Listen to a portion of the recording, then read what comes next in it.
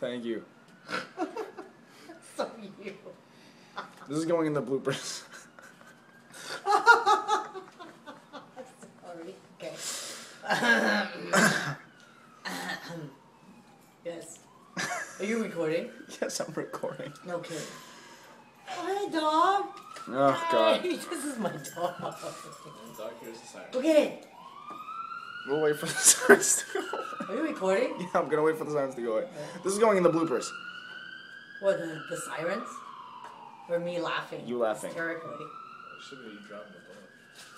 Yeah, that should be in the blooper. Shut your mouth. Hey! I wasn't talking to you. What are you doing?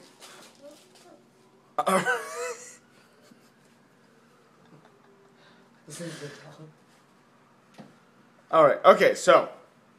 State your name. Please state your name. My name is Tina Chen Chardonnay. What is your home country? My home country is Taipei, Taiwan. But my parents were from China. You said you were born in Ding Dong. What was life like in your old country? Oh, back in the old country. Oh my God.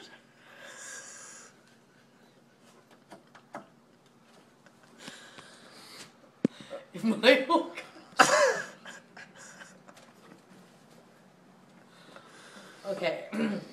In Taiwan, when I was growing up, of course we had to all wear uniforms, and the girls all had to cut their hair below their earlobe from 5th grade on.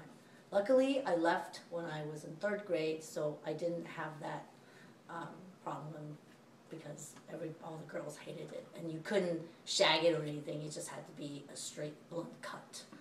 And we had 2 mopeds, and the family of 4 would go on trips with the mopeds. But we started off with 1 bicycle.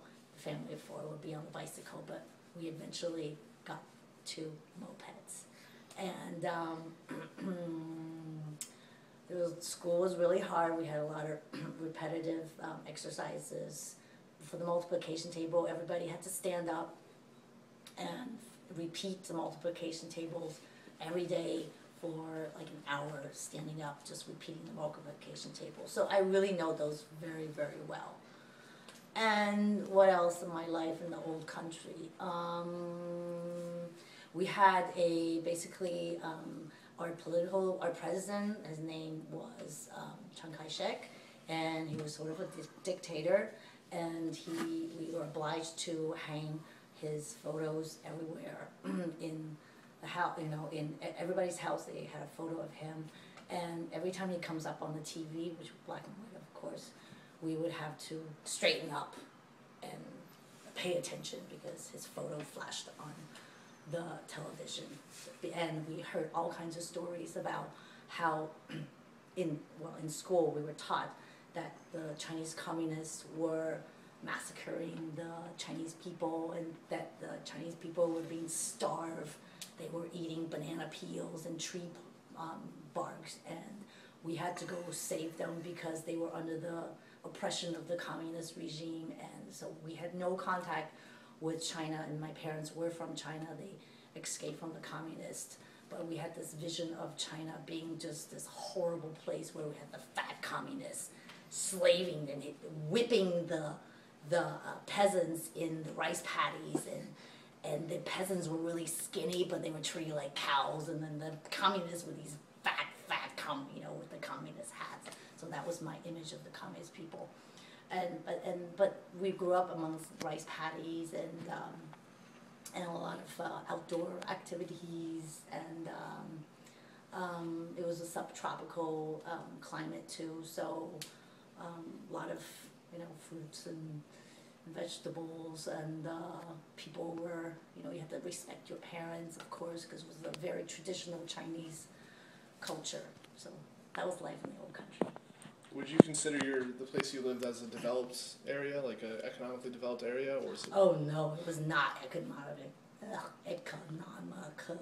developed area at all. We were a developing world. Like I said, hardly anybody owned cars. Everybody, when they go on a rare car ride, would get sick and throw up. Everybody was basically on a moped or a bicycle. Farmers still use the water buffalo to tend to the rice paddies.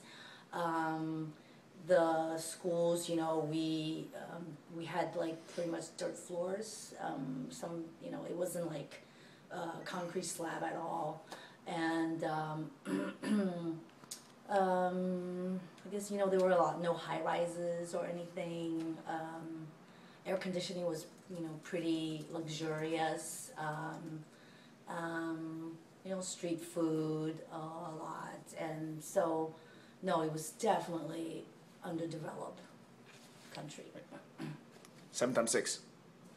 7 times 6, 7 6 42, 42. I have to think it in Chinese. What language do you originally speak? My original mother language is actually a dialect of my mother's. She's from Hunan, so it was a dialect of the Hunan province. And in fact, when I went to elementary school, I was speaking the dialect, and they were making fun of me. So because the country everybody had to speak Mandarin, even though the majority of the country spoke Taiwanese, which is a dialect from the south of China. But since Chiang Kai-shek came to Taiwan, he made a mandate that everybody had to speak Mandarin. So my first language was Hunanese, but then of course, you know, I switched to Mandarin and I don't even speak Hunanese anymore. When did you come to the U.S. and how old were you? I came to the U.S. in 1972, and I was 10 years old, which makes me really old. And I didn't speak any English, of course, so it was quite a culture shock to come to the U.S.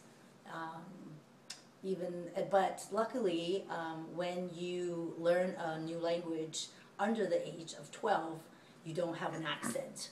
Whereas my sister, who was 14 when she came, she has a slight Chinese accent when she speaks English. I know you already talked about the president and the whole dictator type thing, but why did your family come to the U.S.? Was it because of economical, social, or political reasons there, or was this something in the U.S. that attracted you? Comes the interesting part.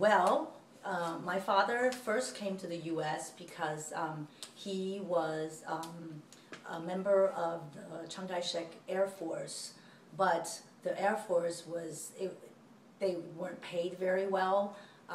The salary of Air Force pilot at that time was very meager.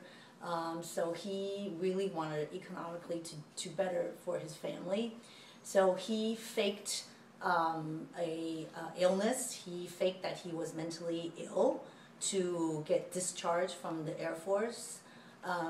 So he got discharged from the Air Force, and he wanted to work for the China airline as a commercial pilot, but they found out that he was mentally ill, which he really wasn't. So they didn't hire him for the as a commercial airline pilot, and he tried various other jobs, but life was really difficult and money was difficult to come by. So he decided to give it a shot in the U.S. because he had a couple of relatives of my mom who went in the U.S. and, you know, the Chinese called the U.S. the Golden Mountain. So he decided that economically it would be better for the family for him to go to the U.S. Also education-wise, he thought the education in Taiwan was also very, very strict. You know, there's only a few spots in colleges, and even in high schools, it was very, very competitive. So he thought that, you know, it would be better for us to